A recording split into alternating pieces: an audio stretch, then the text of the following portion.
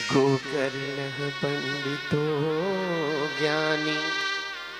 गोकर्ण भैया विद्वान हुए बाबा आत्मदेव के संग के कारण। धुंधकारी महाखल, इसको महाखल कहा है यहाँ भागवत जी में। किसको? धुंधकारी को। बाबूजी इसको महाखल इसलिए कह दिया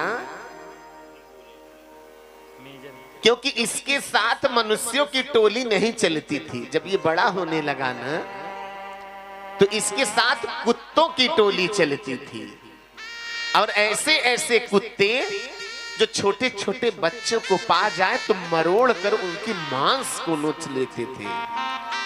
झुंड बनाकर कुत्तों के साथ चलने वाले धुंधकारी के लिए महाखल लिखा है भागवत जी में।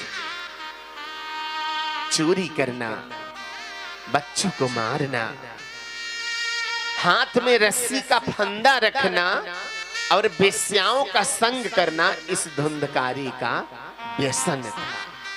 इसका कर्म था, कुकर्म था। अब बेचारे बाबा आत्मदेव आज विचार कर रहे हैं कि इस नालायक मूर्ख के से अच्छा तो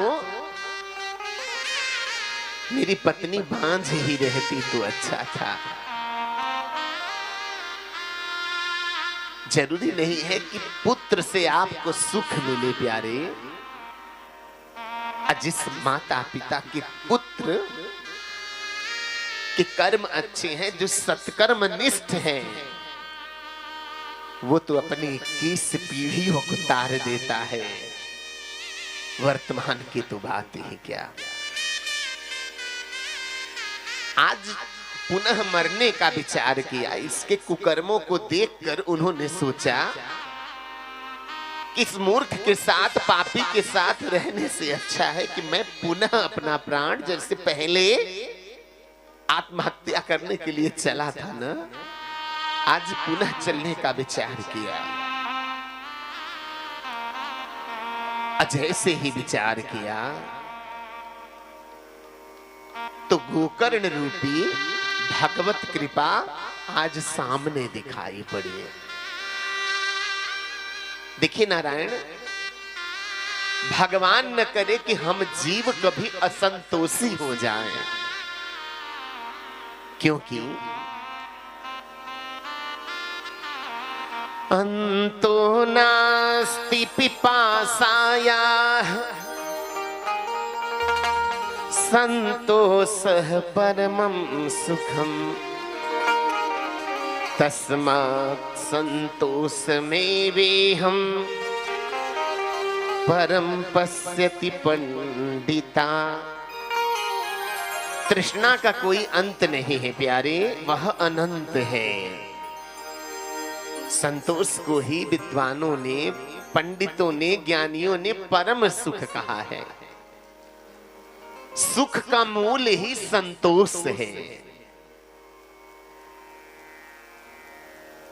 एक विधायक सोच रहा है कि मैं कैबिनेट मंत्री बन जाऊं।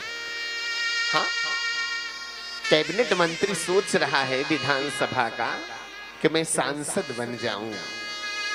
सांसद सोच रहा है कि मैं भारत सरकार में कैबिनेट मंत्री बन जाऊंगा, और कैबिनेट मंत्री सोच रहा है कि मोदी जी हट जाते तो मैं प्रधानमंत्री बन जाता।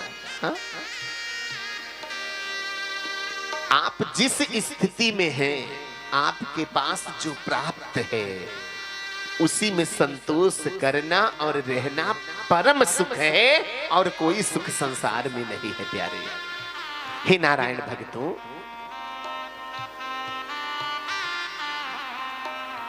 गोधन गज धन बाज धन